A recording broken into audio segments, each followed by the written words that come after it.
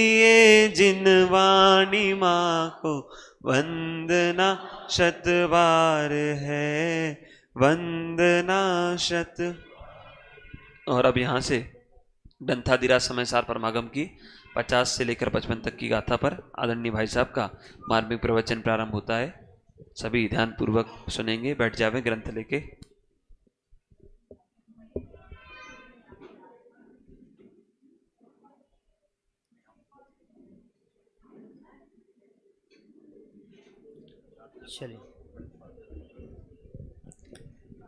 चलिए शुरू करते हैं हम लोग मंगलाचरण पूर्वक।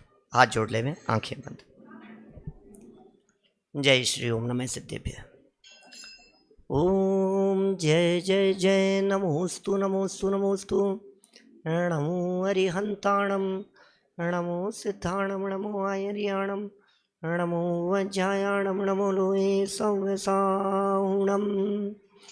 वंदितु सव्यसिद्धे धोमचल मनोवमं गतिं पते।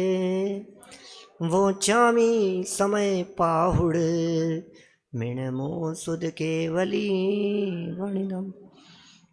नमः समय साराय स्वानुभूत्या चकासते चित् स्वभावाय भावाय सर्वभावांतरचित्।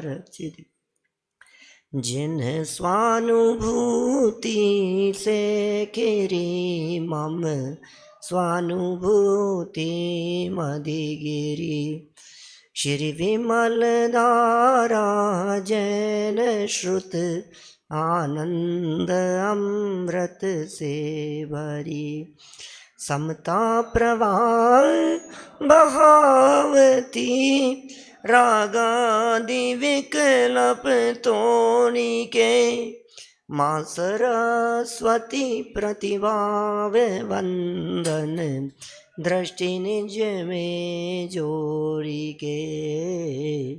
दृष्टि निज में जोड़ी के।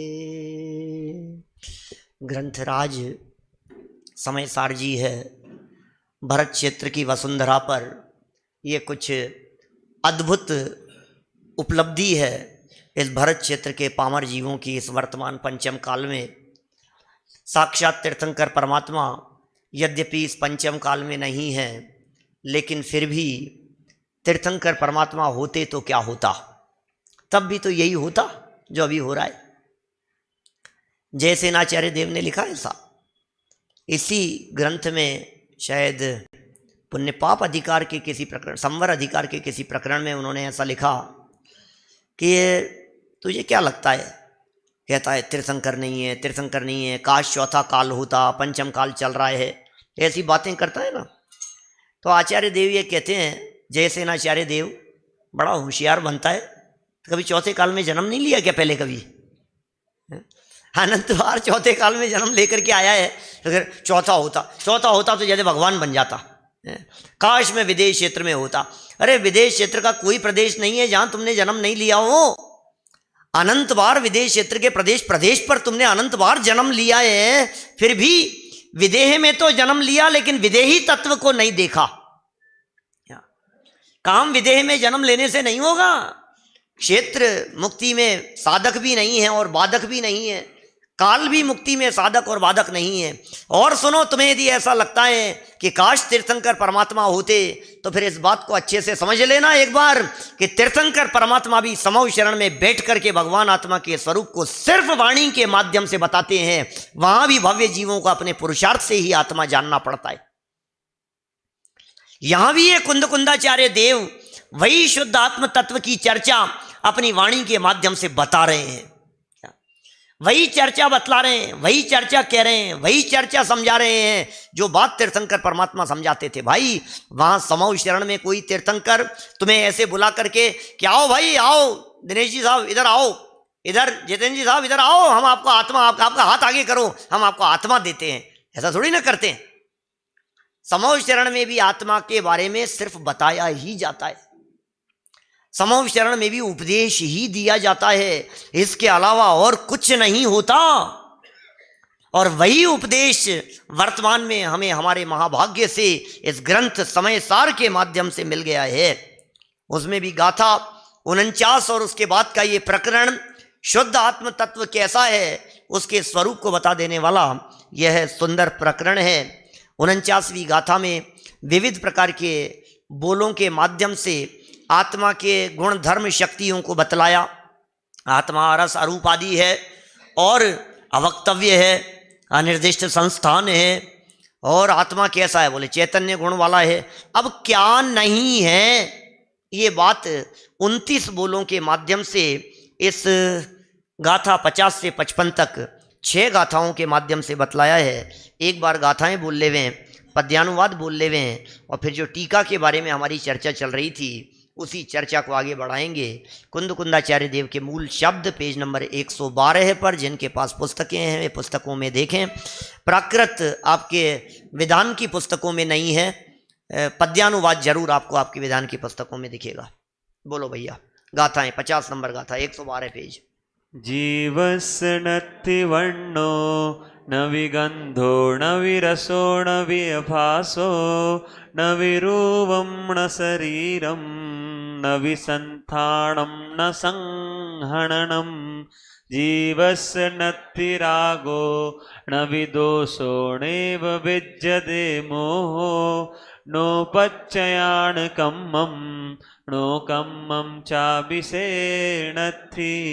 जीवस्य नत्ति वग्गो न वग्गणा चैव पड्डयाके नो अज्जपट्ठाणा नेवय अणुभागठाणानि। जीवस्य नत्ति केयि जो यठाणान् बन्धठाणा वा नेवय उदयठाणा नमग्गणठाणया केयि नोतिथि बन्धठाणा। जीवस्सण संकिलेशठाणा वा नेव विशोहिठाणा नो संजमलट्ठिठाणा वा नेवय जीवठाणा न गुणठाणाय अतिजीवस् नेण दुएदे सव्वे पुगलदवस् परिणामा। इनका पद्यानुवाद आपके विधान की पुस्तकों से भी आप देख करके बोल सकते हैं। शुद्ध जीव के रस गंध ना अर वर्ण नाए स्पर्श ना यह जेह ना जड़ रूप ना संस्थान ना संहनन ना। ना राग है ना द्वेष है ना मोह है इस जीव के प्रत्यय नहीं है कर्म ना नो कर्म ना इस जीव के। ना वर्ग है ना वर्ग ना अर कोई स्पर्धक नहीं अर नहीं है अनुभाग के अध्यात्म के स्थान भी। योग के स्थान नहीं अर बंध के स्थान ना उदय के स्थान नहीं अर मार्गणाए स्थान ना स्थिति बंध के स्थान नहीं संक्लेश के स्थान ना संयम लब्धि के स्थान ना सुविशुद्धि के स्थान ना। जीव के स्थान नहीं गुण थान के स्थान ना क्योंकि ये सब भाव पुद्गल द्रव्य के परिणाम है। क्यों नहीं है ये जीव, क्योंकि ये सब भाव पुद्गल द्रव्य के परिणाम। भाई साहब, ये कुंद कुंदाचार्य देव नहीं होते तो ये मोह राग द्वेष के परिणाम, ये विभाव भाव, ये सब जीव बन करके बैठे हुए थे। आत्मा के साथ में जुड़े थे और जुड़ करके ऐसा मान रहे थे कि मैं ही तो मालिक हूं आत्मा का। अब ये कुंदकुंदाचार्य देव खड़े हुए और उन्होंने कहा, अरे ये तुम्हारा घात करने वाले हैं, ये दुश्मन है तुम्हारे, ये तुम्हारा घात करने वाले हैं, इनको जीव मत समझ लेना, ये चेतन नहीं है, ये चेतन के विरोधी भाव हैं। बद्य घातक संबंध कह करके पुकारा है आगे 74 नंबर की गाथा में। ये घात करने वाले हैं, ये नुकसान पहुंचाने वाले हैं, ये पीड़ा पहुंचाने वाले हैं, ये तेरे घर में पैदा होने पर भी ये तेरे घर वाले नहीं है। घर में पैदा होने वाले चूहों का नाम आपके राशन कार्ड में नहीं होता, आपके घर में ही पैदा हुए हैं। और यदि उन चूहों से कोई ये पूछे कि जरा बताओ आपका एड्रेस क्या है, तो एड्रेस वही बतलाएंगे। कौन सा? जो आपका एड्रेस है। तो चूहे अपना एड्रेस क्या बतलाएंगे? पहाड़ी जी साहब, होम एड्रेस बतलाओ उनका, और परमानेंट एड्रेस पूछेंगे तो भी वही बतलाएंगे। लेकिन उसके बावजूद भी इसी तरह से ये कहना चाहते हैं, जैसे वो चूहे आपके राशन कार्ड में शामिल नहीं है, इसी तरह से ये विभाव भाव ये उत्पन्न होने वाले चूहों की तरह है। ये विभाव भाव हैं, ये विरोधी भाव हैं, सबका निषेध करते चले जा रहे हैं। कुछ को वर्णादि में ले लिया और कुछ को रागादि में ले लिया। कुल बातें 29 है। हम टीका की चर्चा कर रहे थे, एक एक प्रकरण का खुलासा ये अमृत चंद्राचार्य देव कर रहे हैं, एक एक बोल को यहाँ खोल खोल करके बतला रहे हैं। इसमें हम वर्ण किसका नाम है, गंध किसका नाम है, फिर रस क्या है, स्पर्श क्या है ना, रूप क्या है, ये सब अपन चर्चाएं पीछे पढ़ चुके हैं। इसके अतिरिक्त पेज नंबर 115 पर यहाँ हम 5 प्रकार के शरीरों की चर्चा भी कल कर चुके, यह भी जीव नहीं है। फिर 6 प्रकार के संस्थान जीव नहीं है, 6 प्रकार के सहनन भी जीव नहीं है। ये जो प्रीति के परिणाम रूप राग दिखाई देता है, यह भी जीव नहीं है। और अप्रीति रूप जो द्वेष का परिणाम है, यह भी जीव नहीं है। मोह तक की चर्चा, 11 नंबर तक के बिंदु की चर्चा कल हमने आपके बीच में की थी। बड़ा गजब का बिंदु था ये, बहुत ही गजब का पॉइंट है। अयथार्थ तत्व की प्रतिपत्ति, आ को पहले भी लगा सकते हैं, अप्रतिपत्ति कह दिया और आ को यहां लगा दो। अयथार्थ तत्व की प्रतिपत्ति या यथार्थ तत्व की अप्रतिपत्ति, दोनों एक ही बात है। कुल मिलाकर के असली बात की इसे खबर नहीं है, या असली बात को जानता नहीं है, क्या है अपना मूल स्वरूप इसे पहचानता नहीं है, जो है उसे अपना मानता नहीं है, और जो नहीं है उसे अपना मानता है। एक बहुत सुंदर तर्क हमारे महापंडित टोडरमल जी साहब ने दिया कि ये जीव जैसा मान रहा है, यदि वस्तु का स्वरूप वैसा ही हो जावे तो ये सम्यक दृष्टि हो जाए। जैसा वस्तु का स्वरूप है यदि वैसा ही मान लेवे तो सम्यक दृष्टि। इसलिए जरूर ये जो मान्यता इसकी है, वस्तु का स्वरूप इसकी मान्यता के विपरीत होना चाहिए, तब तो इसका मिथ्यात्व सिद्ध होगा, अदरवाइज मिथ्यात्व सिद्ध नहीं होता। युगल जी बाबूजी साहब एक तर्क दिया करते थे, बड़ा सुंदर तर्क, कि ये अज्ञानी जीव ये मान रहा है कि मैं मिथ्या दृष्टि हूं, ये अज्ञानी मान रहा है कि मैं दुखी हूं, ये मान रहा है कि मैं रागी द्वेषी हूं, ये मान रहा है कि मैं विकारी हूं। अब यदि सच में ये जीव विकारी होता तो इसकी मान्यता सच्ची हो जाती। गहराई से समझना साहब, मोती चंद जी साहब, क्या माने, यदि ये जीव ये मान रहा है कि मैं रागी द्वेषी हूं, ऐसा इस जीव ने माना। इस जीव ने क्या माना? मैं तो मिथ्या दृष्टि हूं। अब यदि ये मिथ्या दृष्टि ही हो और मिथ्या दृष्टि ही मान रहा है तो इसकी मान्यता तो सच्ची हो गई ना। क्या? तो मिथ्या दृष्टि के द्वारा अपने आप को मिथ्या दृष्टि मानने रूप मान्यता से भी यह सिद्ध होता है कि आत्मा मिथ्या दृष्टि नहीं है। मिथ्या दृष्टि यदि अपने आप को दुखी मान रहा है, अज्ञानी मान रहा है, संसारी मान रहा है, रागी मान रहा है, मिथ्या दृष्टि की इन मान्यताओं से भी यह सिद्ध होता है कि ये आत्मा कभी रागी नहीं हुआ, ये आत्मा कभी द्वेषी नहीं हुआ, ये आत्मा कभी मोही नहीं हुआ, मिथ्यात्वी नहीं हुआ, ये कभी दुखी नहीं हुआ, ये कभी संसारी नहीं हुआ। नहीं तो इसकी मान्यताएं सब सच्ची हो जाती, इसकी मान्यता सम्यक दर्शन, फिर इसको मिथ्या दृष्टि कौन कहता? माने इसकी मान्यता झूठी है, तभी तो ये मिथ्या दृष्टि कहलाएगा। देखो यहां कह रहे हैं अयथार्थ तत्व की अप्रतिपत्ति।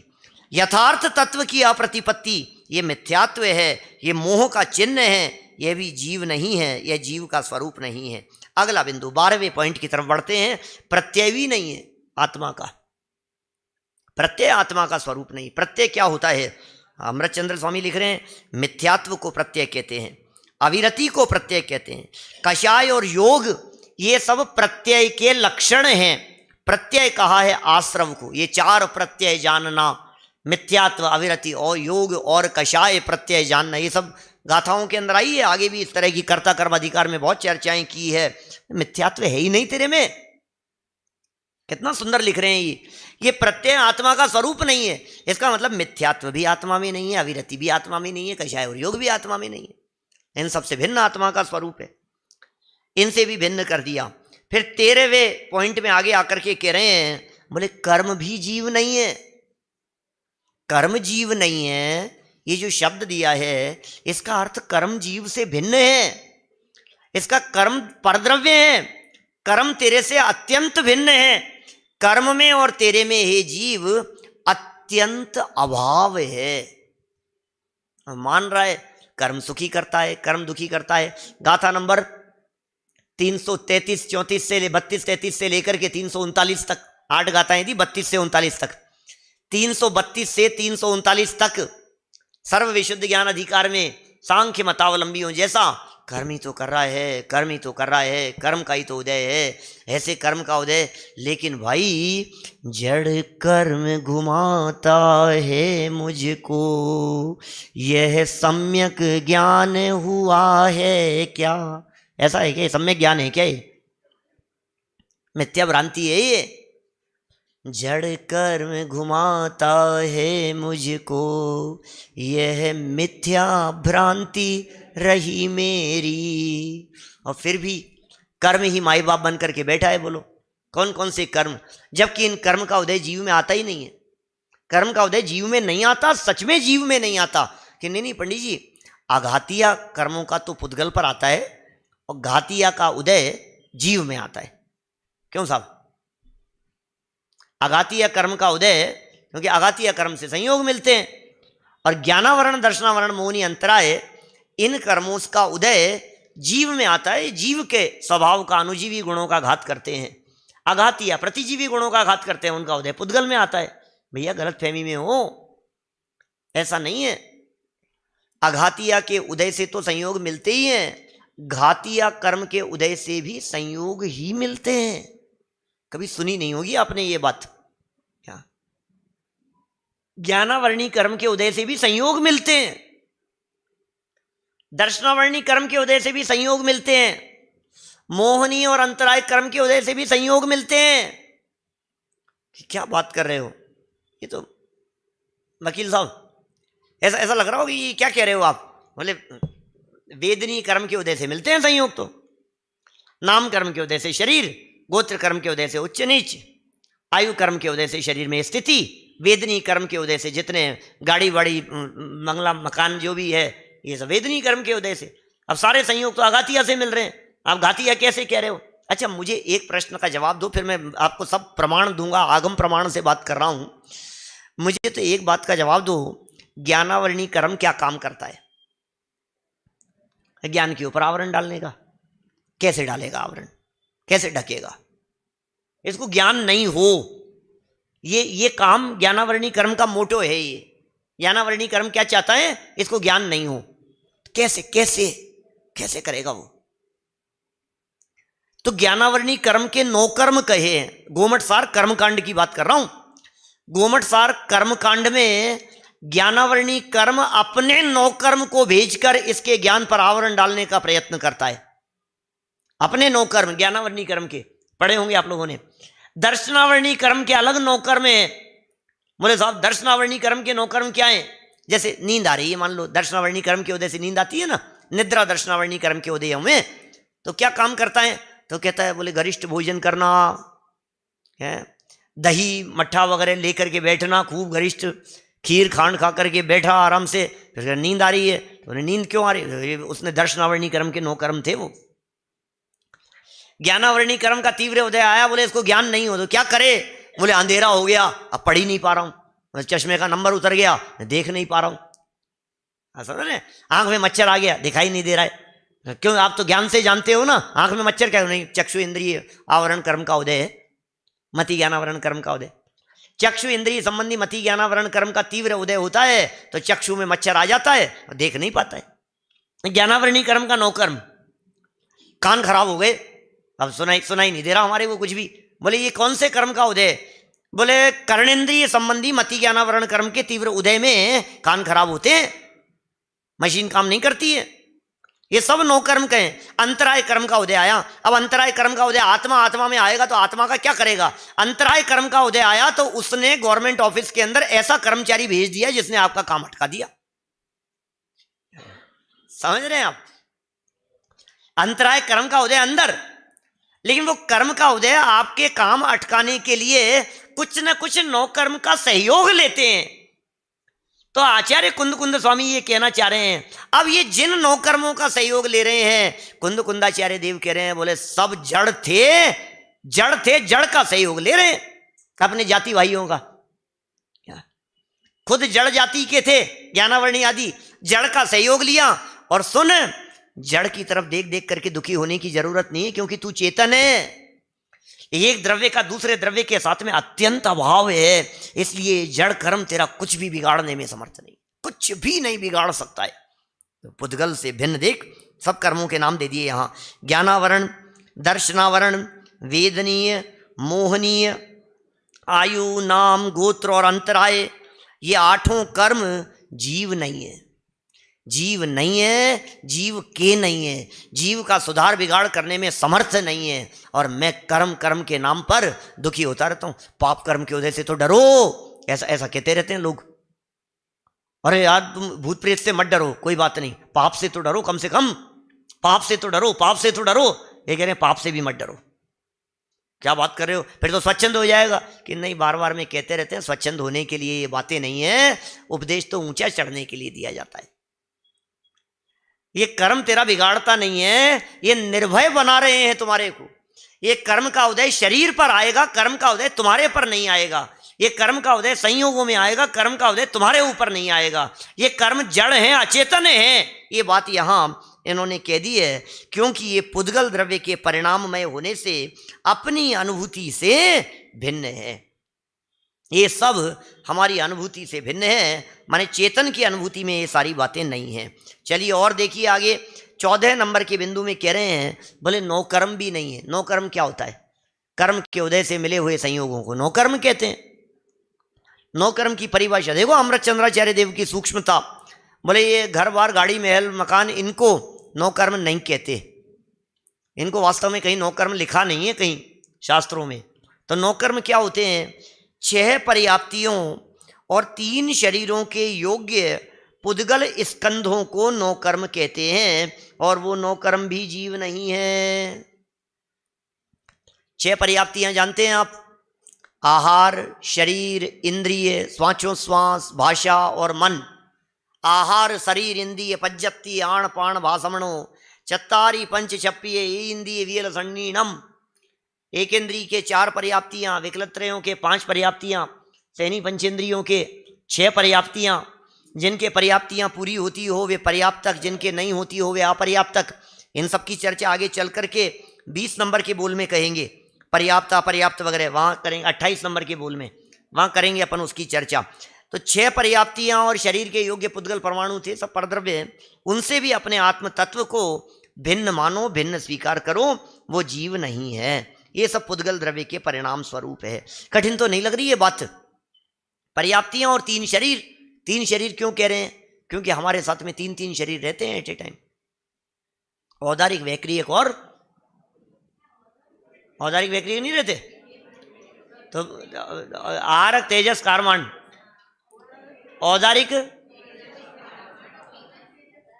और तेजस और कारमान, तो ये 3 शरीर हमारे साथ में हैं। वैक्रियक नहीं रहता, वैक्रियक देवों के साथ। जब वैक्रिय देव गति में होंगे तो वैक्री एक तेजस और कारवाण हो जाएगा, है ना, देवगति के जीव होंगे तो। और रिद्धिधारी मुनिराज होंगे, आरक रिद्धिधारी, तो उनके कितने हो जाएंगे शरीर? आरक तेजस कारवाण। उस समय औदारिक नहीं है क्या उनके? उनके औदारिक भी है उस समय, तो 4 हो सकते हैं। एट ए टाइम कितने शरीर हो सकते हैं? 4 हो सकते हैं। और कम से कम कितने शरीर हो सकते हैं?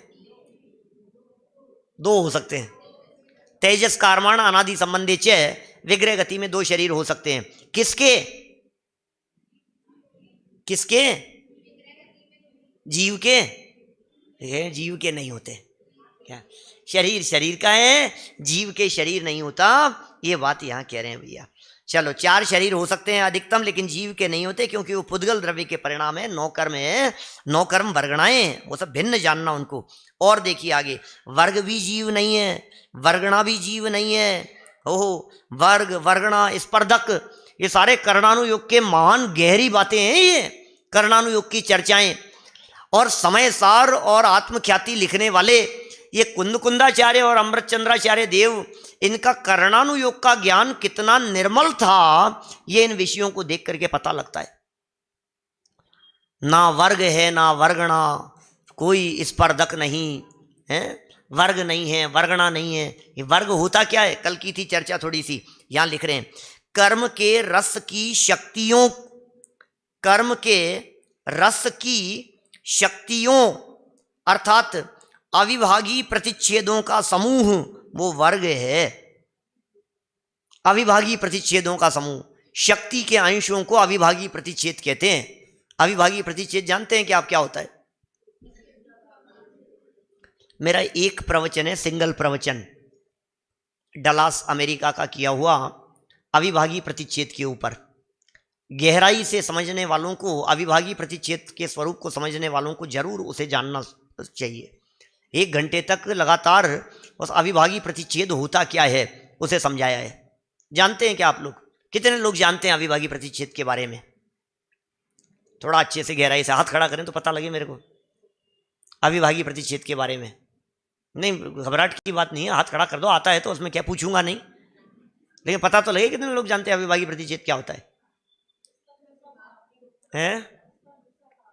जिसका दूसरा भाग नहीं होता वो तो अविभागी हो गया। प्रतिच्छेद शक्ति के अंश होते हैं वास्तव में अविभागी प्रतिच्छेद। ये अविभागी प्रतिच्छेद लागू होते हैं पर्यायों में।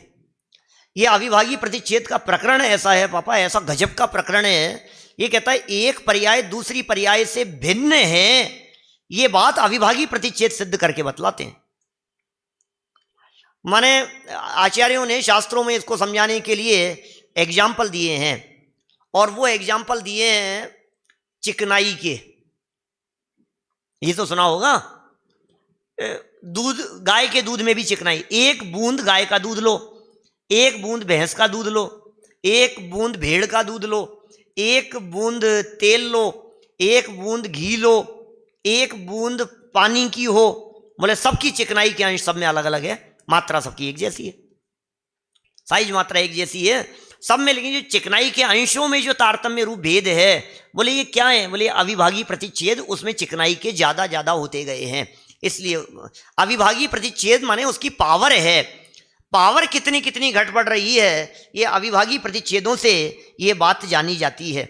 मोक्ष मार्ग प्रकाशक प्रवचनों के अंदर भी बतलाया था, निर्मल चंद जी साहब, आई थी चर्चा, कई बार आ जाती है।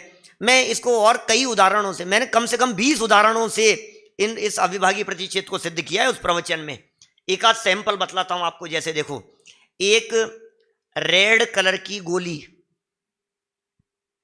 गोल है, बिल्कुल ठीक वैसी ही उसी साइज की, उसी कलर की, उसी शेप वाली दूसरी गोली और बगल में रखी हुई है, रैपर खोल करके दोनों रख दी है।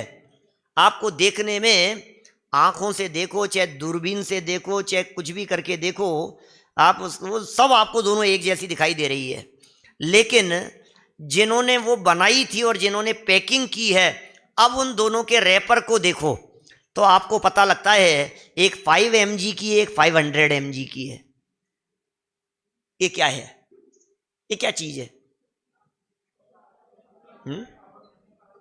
दोनों एक जैसी है, इसमें क्या हो गया? पावर, पावर, उस पावर का नाम अविभागी प्रतिच्छेदों की अधिकता है। जिसमें पावर ज्यादा है उसमें अविभागी प्रतिच्छेद ज्यादा है। वो शक्ति के अंश, वो पावर बढ़ती चली जा रही है उसमें। ऐसे ही प्रति समय की ज्ञान की पर्याय में जानने की पावर कितनी कितनी है, ये शक्ति के अंशों के रूप में बतलाया जाता है। और यहाँ ये लिख रहे हैं, ये जो कर्म के रस का जो पावर है, क्योंकि कर्म के परमाणु तो उतने ही है, किसी को कैसा फल मिलेगा, किसी को कैसा, ये जो रस है, इन रस से युक्त उन कर्म परमाणुओं का नाम वो वर्ग है, वो वर्ग कहलाता है। क्योंकि ये पुद्गल द्रव्य का परिणाम है, इसलिए जीव की अनुभूति से भिन्न है, वर्ग भी नहीं है।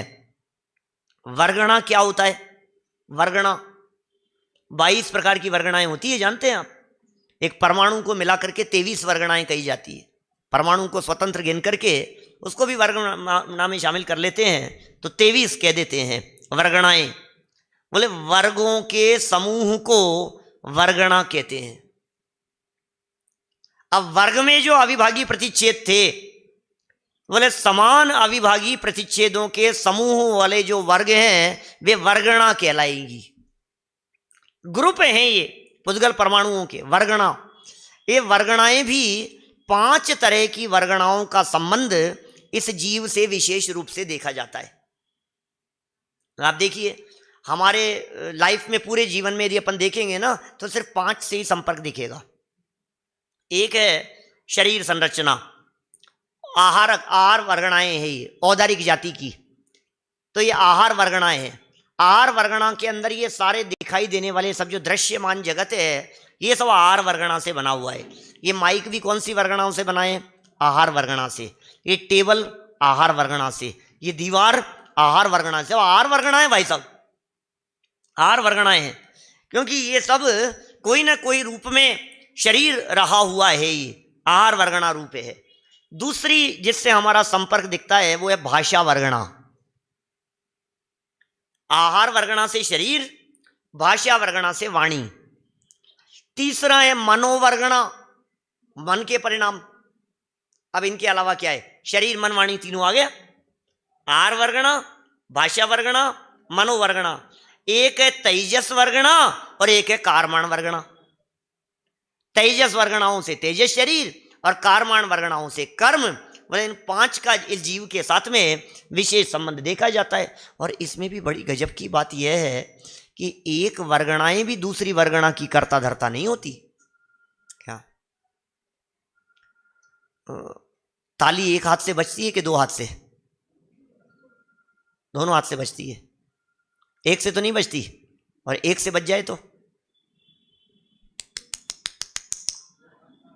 है, दूसरा हाथ नहीं है, एक ही हाथ से चल रही है। यहां तो आचार्य देव ऐसा कह रहे हैं, ताली एक हाथ से तो बजती ही नहीं है, 2 से भी नहीं बजती। क्यों नहीं बजती? 2 से क्यों नहीं बज रही? 2 से बजती है?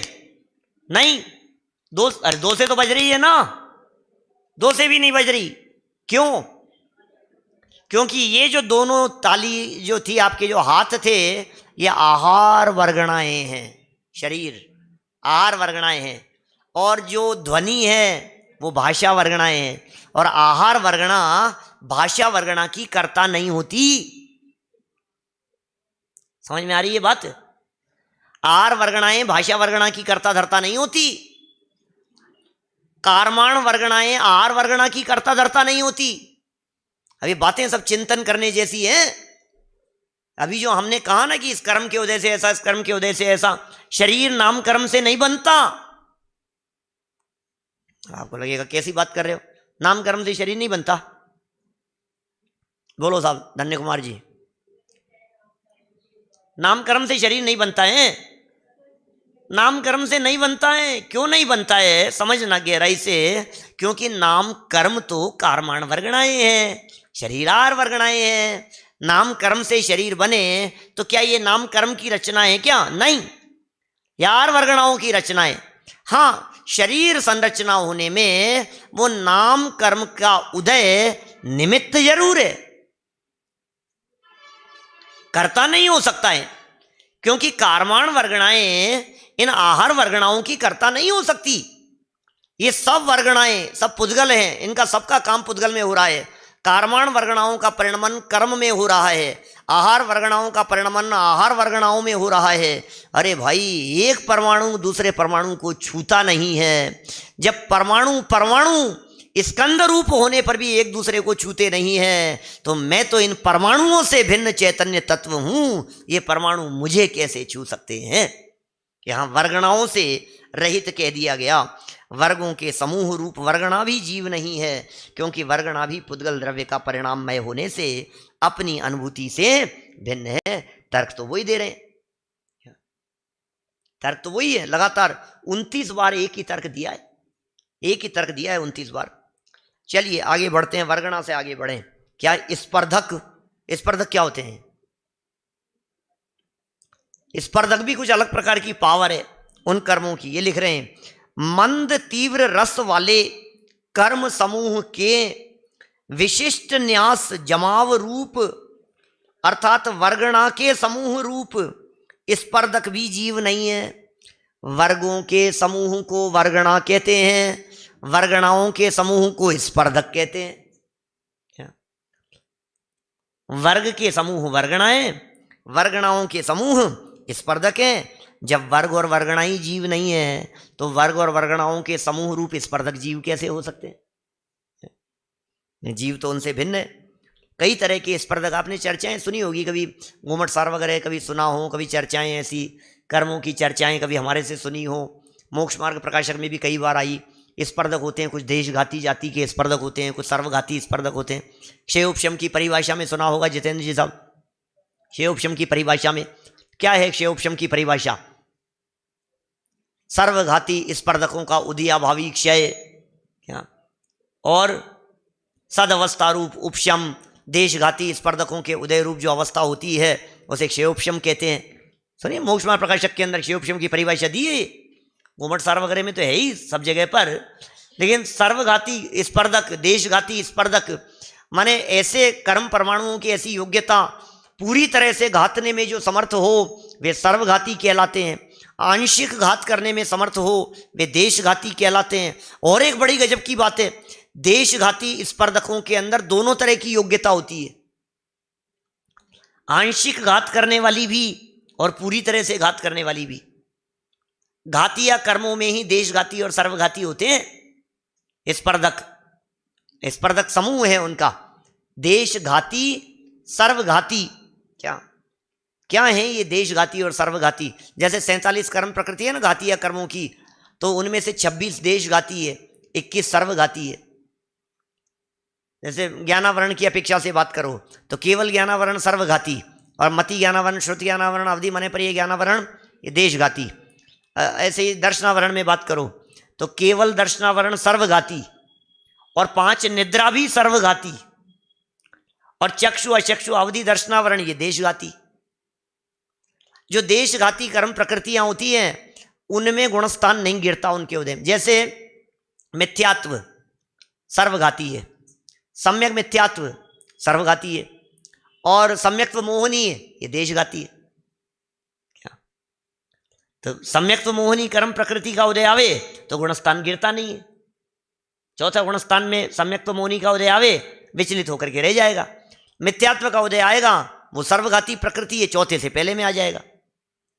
सम्यक मिथ्यात्व का उदय आया चौथे से तीसरे में आ जाएगा, गुणस्थान गिर जाएगा। वो सर्वघाती है, पूरी तरह से घात करने वाली। ऐसे ही समझ लीजिए आप अनंतानुबंधी, अप्रत्याख्यानावरण, ये सब सर्वघाती प्रकृतियां हैं। अनंतानुबंधी, अप्रत्याख्यानावरण, प्रत्याख्यानावरण ये सर्वघाती है 12। और संज्वलन को देशघाती का है। संज्वलन का उदय आवे तो गुणस्थान गिरता नहीं है, और प्रत्याख्यानावरण का उदय आवे तो छठे 7वें से 5वें में आ जाता है। अप्रत्याख्यान का उदय आ जावे तो 5वें से चौथे में आ जाता है। अनंतानुबंधी का उदय आ जावे तो चौथे से दूसरे में आ जाता है, फिर बाद में पहले में आ जाएगा।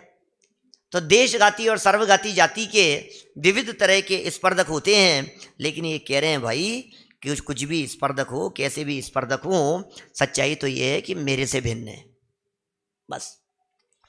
अरे भैया सर्वघाती कर्म प्रकृति है, तुम्हें पता है क्या, घात कर देगी पूरी तरह से। क्या घात कर देगी? ज्ञान का घात कर देगी। बोले कितने भी ज्ञान का घात करो, निगोद में चले जाए, अक्षर के अनंत में भाग ज्ञान हो जावे, लेकिन उसके बावजूद भी ये ज्ञानावर्णी कर्म की सर्वघाती प्रकृतियों में तो कोई कसर बाकी नहीं छोड़ी, लेकिन फिर भी निगोद में जाकर के भी मैं ज्ञान स्वभाव से जिंदा हूं, जिंदा रहा। ये मेरा हौसला था, ये मेरी पावर थी। माने वो अनंत कर्म मिलकर के भी इस जीव को जड़ बनाने में समर्थ नहीं होते। ये जीव की जबरदस्त पावर है। इस पावर का हमारे को भाव वासन नहीं है बिल्कुल भी। उसे यहां स्पर्धकों के निषेध रूप कह दिया, क्योंकि वे भी पुद्गल द्रव्य के परिणाममय होने से अपनी अनुभूति से भिन्न है। अमृत चंद्राचार्य देव बार बार कह रहे हैं अपनी अनुभूति से भिन्न है, अपनी अनुभूति से भिन्न है। कर्म का उदय कर्म में आता है। मंद और तीव्र रस वाले स्पर्धक, यहां जो स्पर्धक कहा है, मंद तीव्र रस वाले कर्मों का जो विशिष्ट समूह है, जो जमाव रूप है, जो बैठा हुआ है आत्मा में, उदयाभावी है, उदय वर्तमान में नहीं है। सदअवस्था रूप उपशम, वो जम करके बैठे हुए हैं, वो सर्वघाती स्पर्धक।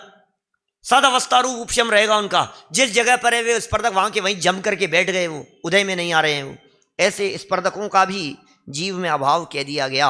18 नंबर का बिंदु कह रहे हैं, आगे देखिए। ये बड़ा गजब का है, अध्यात्म में स्थान भी नहीं है। अरे साहब, सबको आप धीरे धीरे करके अंदर जाते जा रहे थे, सबको पुद्गल के खाते में डाल रहे हो, कम से कम अध्यात्म स्थान को तो जीव का रहने दो। बोलो, अध्यात्म स्थान को भी पुद्गल कह रहे हो। अब ये बात तो नहीं जचेगी ना, ये कैसे जचेगी हमारे को? अध्यात्म भी जीव नहीं है। हाँ साहब, अध्यात्म भी जीव नहीं है। अध्यात्म स्थान क्या होता है? अमृत चंद्राचार्य देव से समझते हैं अध्यात्म स्थान क्या चीज है। ये कह रहे हैं स्वयं पर के एकत्व का अध्यास, यह अध्यात्म स्थान है। स्वयं पर के एकत्व के अध्यास होने पर विशुद्ध चैतन्य परिणाम कहां कहां से? देखो, पहले ऊपर से चलो आप तो 9 कर्म का निषेध कर दिया, फिर कर्म का निषेध कर दिया, फिर ये मंदता तीव्रता कह करके भावों का भी निषेध कर दिया, अब अध्यात्म स्थान कह करके विशुद्ध परिणामों का भी निषेध कर दिया। लो, विकारी परिणाम भी नहीं और विशुद्ध परिणाम भी नहीं, ये चैतन्य के परिणाम, ये अध्यात्म स्थान होते हैं। ये अध्यात्म स्थान कहते हैं इनको। स्वयं और पर के एकत्व के अध्यास रूप, यही तो जीव है जिसमें स्वयं और पर दोनों का मिश्रण दिखाई दे रहा हो, उसे अध्यात्म स्थान समझना। अध्यात्म के नाम पर लोग भक्ति में उलझे हैं, अध्यात्म के नाम पर कोई पूजन में अटका है, कोई विधि विधान में, कोई योगा कर रहा है, योग कर रहा है, समझ रहा है भैया अध्यात्म, यही तो अध्यात्म है। अध्यात्म के नाम पर क्या क्या नहीं चल रहा है अध्यात्म के नाम पर। ऐसा नहीं है कि जैनियों में अध्यात्म की चर्चाएं होती हो, हिंदुओं में भी अध्यात्म की चर्चा होती है। ब्रह्म कुमारी वाले तो बहुत अध्यात्म की चर्चा करते हैं, बीके, ये सब बहुत अध्यात्म की चर्चाएं। उनके उपदेशदाता जितने भी ये ब्रह्म कुमारी आश्रम वाले मिलेंगे, उन सब की आप बातें सुनो, आप आत्मा की बातें मिलेगी आपको। सब आत्माएं तो उनको अध्यात्म स्थान कह करके उनका निषेध किया है। आपको ये लग रहा है कि इसमें अध्यात्म है, इसमें अध्यात्म है, इनमें आत्मा मिल जाएगा आपको, आप वाणी में आत्मा समझ लिया और आत्मा की चर्चा करने में अध्यात्म की चर्चाएं कर रहे हैं। आत्मा ये शरीर और शरीर अलग हो गया है ना, मर गए भाई साहब, अरे मरना सबको एक दिन, इन बातों को अध्यात्म स्थान कहते हैं। ये अध्यात्म की बातें हैं क्या? आध्यात्मिक भजनों के नाम पर भी यही चर्चाएं करते हैं क्या? सज धज के जिस दिन मौत की शहजादी आएगी, ना सोना काम आएगा ना चांदी आए। क्या है भाई साहब? आध्यात्मिक भजन है, आध्यात्मिक है ये भजन। पुद्गल का क्या विश्वासा, जैसे पानी बीच पता। आध्यात्मिक भजन है भाई साहब, ये आध्यात्मिक भजन है। आत्मा कहाँ है इसमें, ये तो बताओ। जिसमें आत्मा के स्वरूप की चर्चा नहीं हो और भेद विज्ञान की चर्चा नहीं हो, उसे अध्यात्म नहीं कहते। हिंदुओं के यहाँ और मुसलमानों के यहाँ जाकर के भी आप इस तरह की बातें कर सकते हैं, भैया जो आया है उसे एक न एक दिन तो जाना ही है। वो कहते हैं भैया आपकी अध्यात्म की बातें। अरे अध्यात्म नहीं है, व्यवहार है क्या? सबको एक न एक दिन मरना है, ये व्यवहार की बात है भाई साहब। आत्मा मरता ही नहीं है, निश्चय की बात तो ये है क्या? सबको एक न एक दिन मरना है, सबको एक न एक दिन मरना है। अब जैसे आप कह रहे हो सबको एक न एक दिन मरना है, और उसे कह रहे हो निश्चय की बात है। निश्चय कहाँ है ये? एक न एक दिन मरना है। सच्चाई तो यह है कि न आत्मा मरता है न शरीर मरता है। कौन मरता है दोनों में से? आत्मा मर रहा है कि शरीर मर रहा है? न आत्मा मरता है न शरीर मरता है। तो फिर मरण किसे कहते हैं? शरीर और आत्मा के अलग अलग हो जाने को मरण कहते हैं। शरीर तो मुर्दा ही है, मरा थोड़ी ना है। तो इस तरह अध्यात्म स्थान में उन सारी बातों का यहाँ निषेध समझना चाहिए जिनमें अध्यात्म का भ्रम हो गया हो। धर्म के नाम पर जो कुछ भी पूजन पाठ अनुष्ठान आदि किया गया, जिसमें अध्यात्म समझ लिया गया, स्वयं भी था वहाँ और पर जड़ की क्रियाएं भी वहाँ थी, और दोनों ही बातों को ऐसा समझ लिया कि यही जीव है, यह अध्यात्म स्थान, ये सब पुद्गल के स्थान कह करके पुकारा। 18 हो गए हैं, 19वां देखो आगे, बड़े गजब के हैं। 3 शब्द हैं आगे, अनुभाग स्थान, योग स्थान, बंध स्थान और फिर उदय स्थान। 4 बातें हैं। क्या क्या है? अनुभाग स्थान, योग स्थान, बंध स्थान और उदय स्थान। तो कर्म में तो हो रहे हैं ये सब। भिन्न भिन्न प्रकृतियों के रस के परिणाम हैं, लक्षण जिसके वे अनुभाग स्थान भी जीव नहीं है। भिन्न भिन्न प्रकृतियों के रस, भिन्न भिन्न प्रकृतियों के रस। ज्ञानावर्णी कर्म प्रकृति का अपना रस है, दर्शनावर्णी का अपना रस है, वेदनी अपना काम करता है। वेदनी ज्ञानावर्णी में डिस्टर्बेंस नहीं करता। अंतराय कर्म आपके मोहनी कर्म को प्रभावित नहीं करता। सब कर्म क्योंकि भिन्न भिन्न प्रकृतियों वाले रस के परिणाम हैं अपने। ऐसा नहीं होगा अंतराय कर्म का अपना अलग उदय आएगा, तो ऐसा नहीं होगा अंतराय कर्म ने आपके सम्यक्त्व को बाधित कर दिया। सम्यक्त्व को बाधित करने वाला कर्म नहीं है वो। ज्ञानावर्णी कर्म का क्षयोपशम इतना खुल गया कि इसे सम्यक दर्शन की प्राप्ति हो गई, बोले ऐसा नहीं हो सकता, क्योंकि सम्यक दर्शन ये श्रद्धा गुण की पर्याय का काम है। ये दर्शन मोहनी कर्म के उपशम से क्षयोपशम से होगा। सम्यक दर्शन का संबंध चारित्र मोहनी से नहीं है। सम्यक दर्शन का संबंध वेदनी आदि से नहीं है। ज्ञानावरण दर्शनावरण कर्म प्रकृति से भी नहीं है सम्यक दर्शन का संबंध। ये बातें थोड़ी सी सूक्ष्म है, गहराई से समझने की। अभी सम्यक दृष्टियों की चर्चा करो, मैं कभी चौथे गुणस्थान की चर्चा चलती है ना, तो मैं जरूर ये बात कहता हूं। हाँ,